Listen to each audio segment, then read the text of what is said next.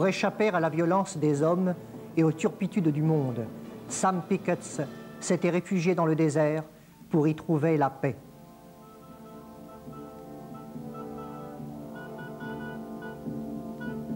De l'Indien qu'il rencontra un jour, il apprit qu'au bout de sa route, il trouverait la fleur millénaire, qui, à l'homme de bien, apporterait le bonheur éternel.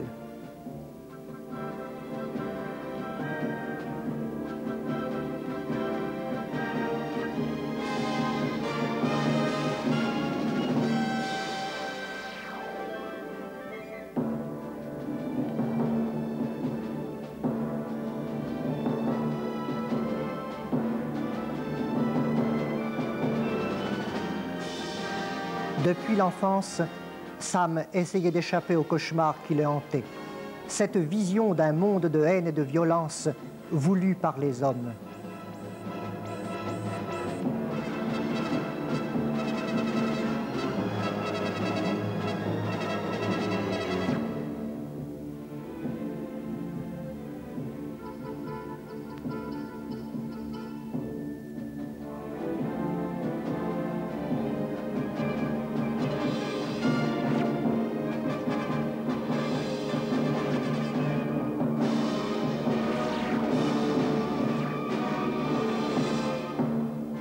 De sa rencontre avec David Rosen, l'évadé d'une prison d'État, Sam comprit bientôt que dans son désert de paix, les hommes y avaient apporté la violence et la mort.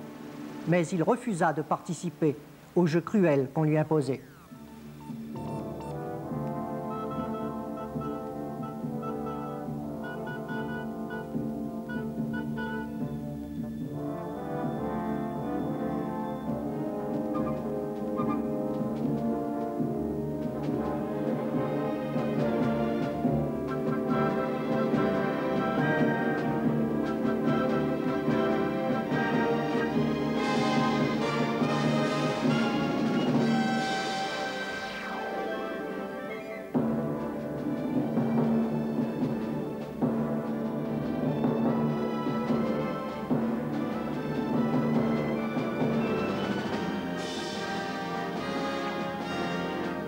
Et au-delà du cauchemar, Sam trouva ce qu'il cherchait. Mais avait-il le droit de prendre le bien?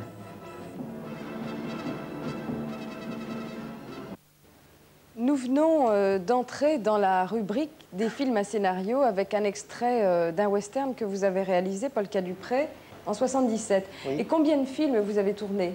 6 au total. 6.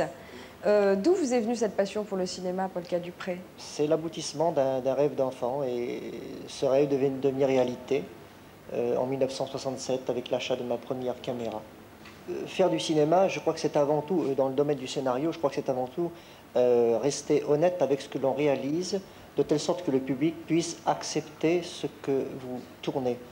Je me souviens, lorsque j'ai réalisé Poussière de sang, le premier western présenté dans une salle de Nouméa, les réflexions qui pouvaient se faire parmi les spectateurs, qui acceptaient très bien les décors, parce que c'est ça le cinéma pour moi, c'est de pouvoir écrire une histoire, la transposer à l'écran, faire vivre des personnages et surtout faire admettre aux spectateurs qu'il peut se trouver aux États-Unis n'importe où. Lorsque je plante ma caméra dans le sud du territoire et que je dis là ce sera l'Arizona et ça marche très bien. Mais il faut éviter dans le dialogue quelque chose qui puisse fiche un petit peu quelque chose par terre. Je me souviens que dans Poussière de sang, Max Lefebvre, qui était l'un des acteurs principaux du film, le pisteur dans le film, montait au sommet d'une colline qui se trouve à la rivière des Pirogues et qui subitement regardait cette rivière et qui disait le Rio Grande, éclat de rire général dans la salle parce qu'on n'acceptait pas le Rio Grande, la rivière des Pirogues. Enfin, c'est là où il faut faire très attention, je crois, dans les dialogues, parce qu'il faut faire accepter aux spectateurs. Est-ce qu'il est difficile de trouver des acteurs en Calédonie?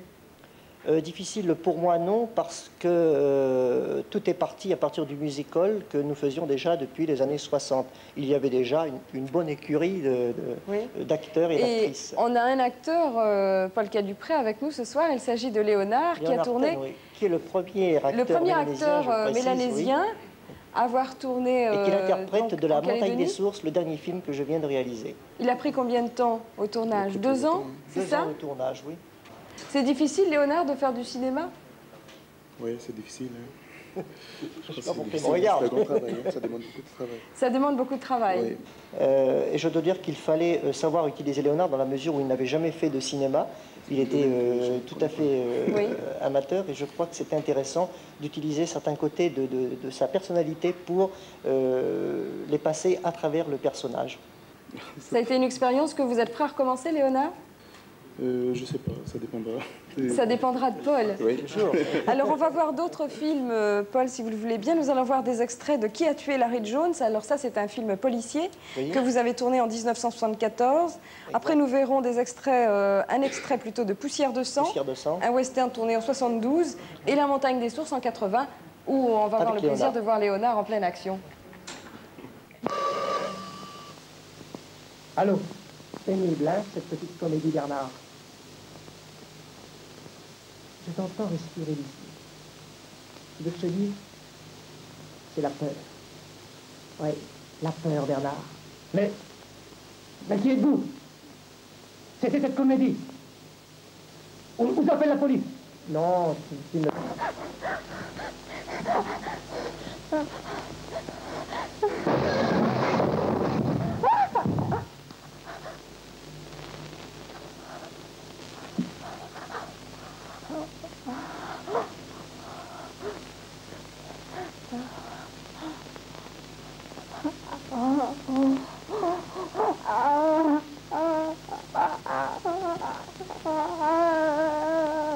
Faut vérifier. C'est justement ce que nous allons faire.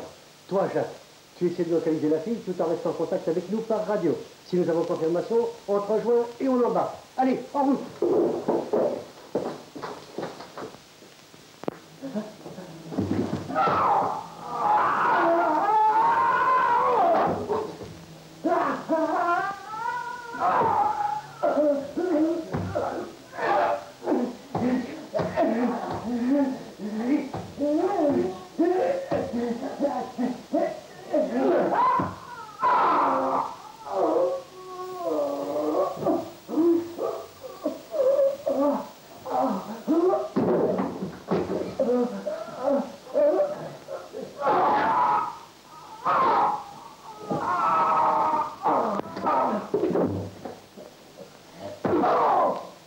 Merci, madame. Une preuve qui était le seul moyen pour Larry de vous avoir comme complice, vous et Bernard. Vous ne pouviez nier votre liaison.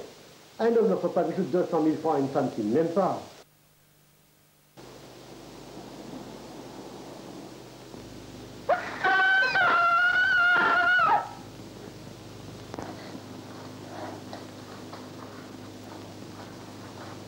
Là, il est là, là, Larry. Non, non.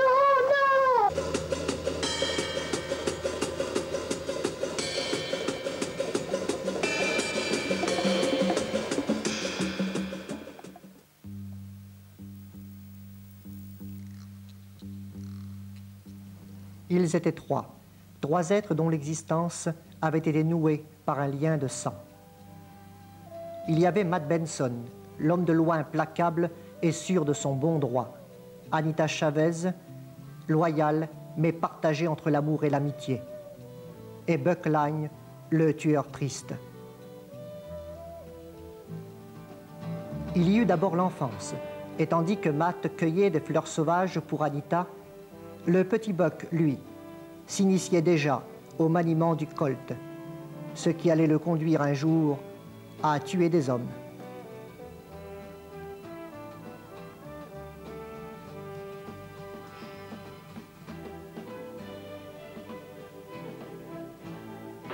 Tuer, afin de ne pas être tué, mais tuer aussi pour de l'argent. C'est l'existence que Buck Lang avait choisie. Traqué par les hommes de loi, fuyant et se cachant sans cesse, l'homme était aux abois. Et c'est dans le jardin du diable que le coyote blessé avait découvert que son existence n'était qu'une poussière rouge, balayée par les vents du désert, une poussière de sang.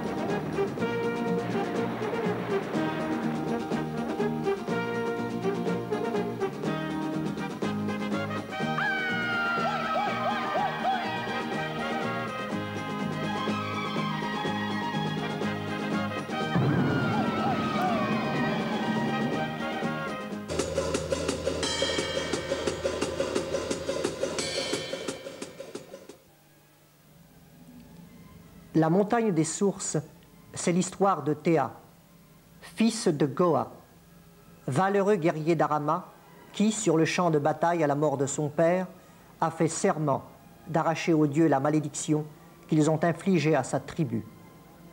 Mais la loi des dieux ordonne à Théa d'accomplir le voyage qui doit le conduire au lieu sacré de la purification, la montagne des sources. Et voici pour la première fois le premier acteur mélanésien Léonard Ten dans le rôle de Théa.